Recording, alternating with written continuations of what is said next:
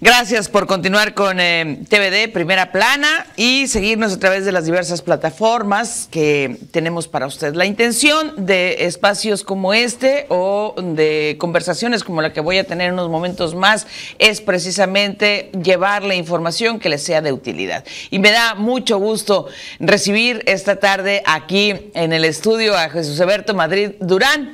Bienvenido, de Bacadehuachi para el mundo. De Bacadehuachi para el mundo. Subdirector de atención de emergencias en Protección Civil. Ya muchos años ahí, ¿no?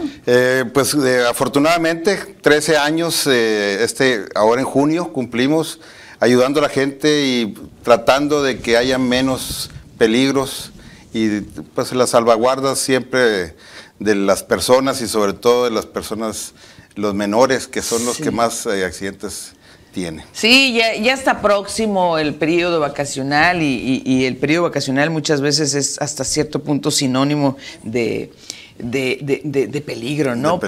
Y de accidentes en casa para las infancias. Pero Jesús Eberto, lo invitamos a conversar esta tarde sobre pues el tiempo que estamos viviendo, la temporada que estamos viviendo, más calor, y con el calor vienen una serie de riesgos que es importante que recordemos y sobre todo cómo procurar evitarlos.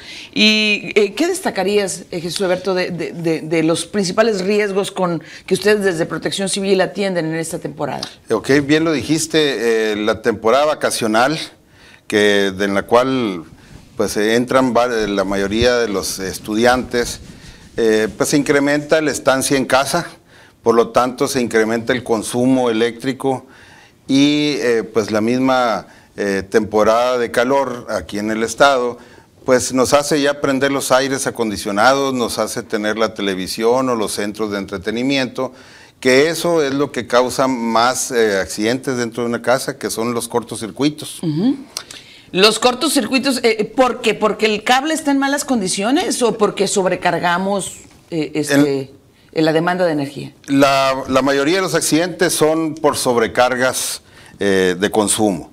Hay que recordar que todo dispositivo mecánico, en este caso un cableado eléctrico, pues tiene una función específica.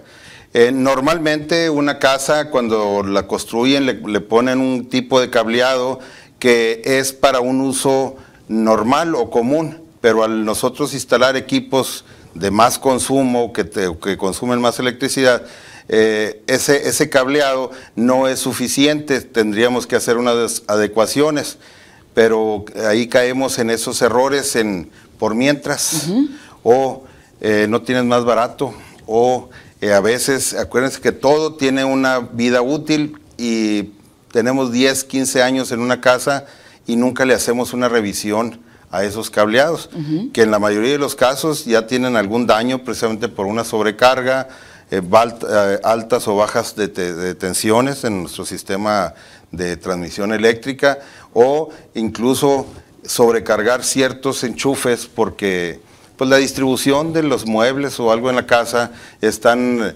condicionándonos a donde tengamos un refrigerador, un horno de microondas, una tostadora de pan, un horno tostador, la estufa eléctrica ahora en estos tiempos, y la mayoría de esos equipos que son de alto consumo, pues los cargamos mucho a 1 o 2 enchufes y eso es lo que causa daños. Y en esos casos es conveniente ese enchufe múltiple, ponerle un enchufe múltiple. Lo más conveniente siempre va a ser que tengamos 2 o más enchufes en donde podamos distribuir esos equipos.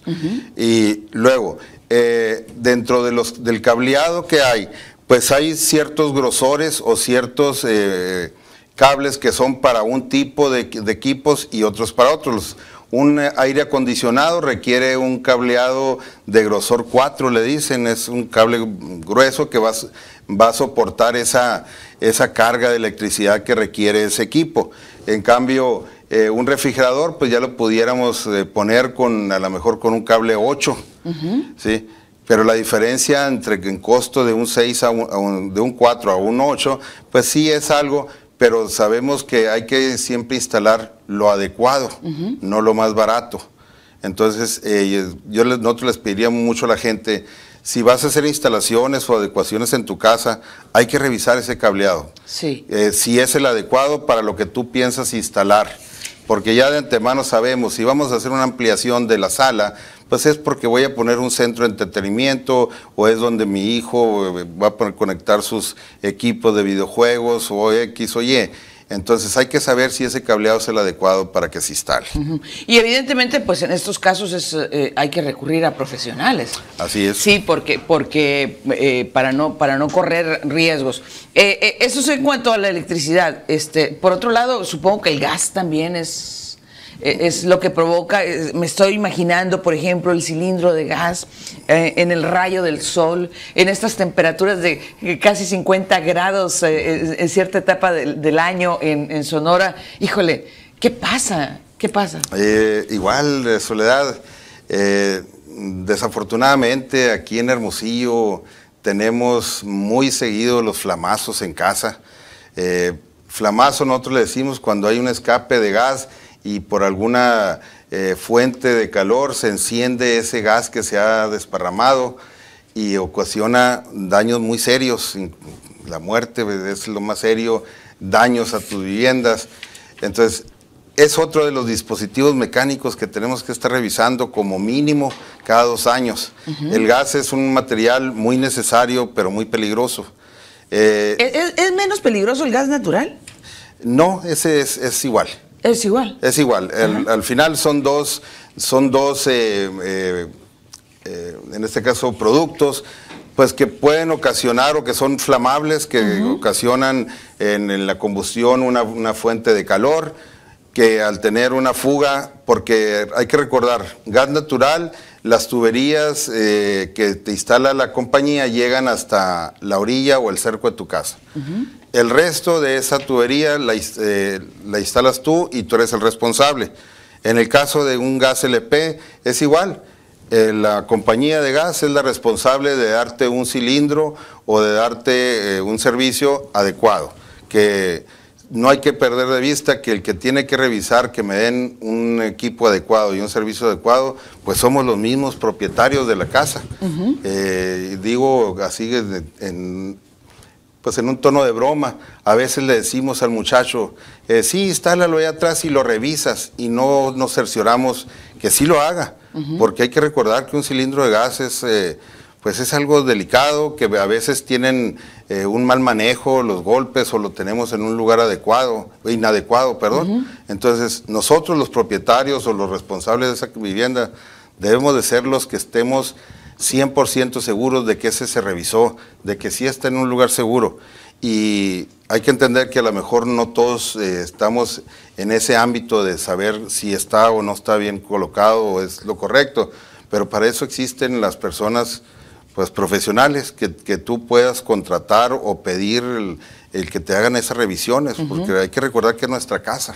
Claro, claro. Y en el caso del cilindro de gas o el tanque estacionario, por ejemplo, ¿es recomendable ponerlos en un techito o algo? Es que insisto con las altas temperaturas que tenemos. No, claro, uno de los lugares más adecuados donde podemos tener eso es el techo de nuestra casa.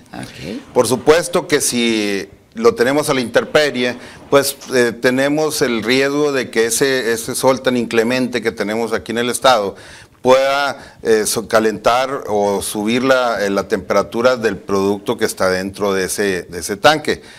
Lo más adecuado es ponerle algo que le resguarde de esa inclemencia del sol, y sobre todo que esté despejado, porque si yo lo encierro pues en una casita, ese tanque, tengo el riesgo de que en caso de una fuga pueda haber el mismo daño que si estuviera en la parte de abajo. Son cosas, son imágenes que pues aparentemente dominamos o tenemos en cuenta. Sin embargo, bien vale la pena recordarlo, insisto, con intención de que pues tomemos las medidas adecuadas. Estoy pensando en un refrigerador que llegamos a la casa, lo instalamos y ya no lo volvemos a mover porque lo encerramos en un gabinete, qué sé yo. Bueno, Pues, Eberto, muchas gracias por venir, muy útiles los consejos y mucho éxito. Fuimos compañeros de la prepa, bueno, estuvimos en la misma prepa. Pues, te agradecemos. En la prepa, ¿cómo se llama? La Regional de la Sierra. ¿Cómo? Regional de la Sierra, sí. El Colegio Regional de la Sierra, el antiguo... Colegio de las Monjas de Granados. Así es. Pero, Soledad, que estés muy bien, me dio mucho gusto verte. Muchas gracias y por reiterarles, estamos para servirles. Muy amable.